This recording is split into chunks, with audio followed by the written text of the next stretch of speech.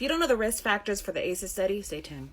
So some of the risk factors to this study are families experiencing caregiving challenges related to children with special needs, for example, diabetes, mental health issues, chronic physical illness, and children and youth who don't feel close to their parents or caregivers. They feel like they can't talk to them about their feelings.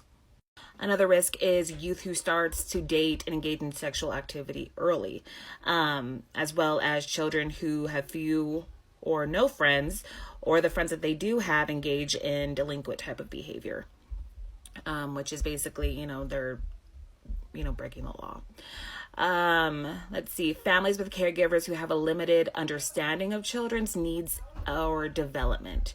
So, this is all pretty straightforward when it comes to families who have been impacted by trauma or some type of abuse within the home.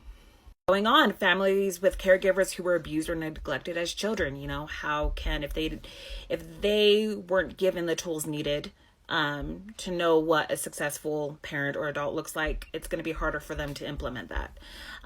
Family with young caregivers or single parents, a lot of hardship and stressors, not impossible. I was a single mom for a bit, but not impossible. Families with low income, families with adults with low levels of education, families with caregivers who use spanking and other forms of corporal punishment for discipline. Let's see, families with inconsistent discipline or low levels of parenting or monitoring or supervision. Families who are isolated or not connected to other people, might be people in rural areas, lack of resources. And also families with high conflict and negative communication styles. Once again, not being able to form that communication. If you don't have those skills because you weren't given to them, it's going to be harder for you to implement those into your own family. There's also community risk factors, communities that have higher rates of violence and crime, high rates of poverty and limited education and economic opportunities. Maybe their parents can't find employment, high unemployment rates, easy to access drugs at school or even to sell drugs at school. These are all huge risk factors for having higher scores in your ACEs.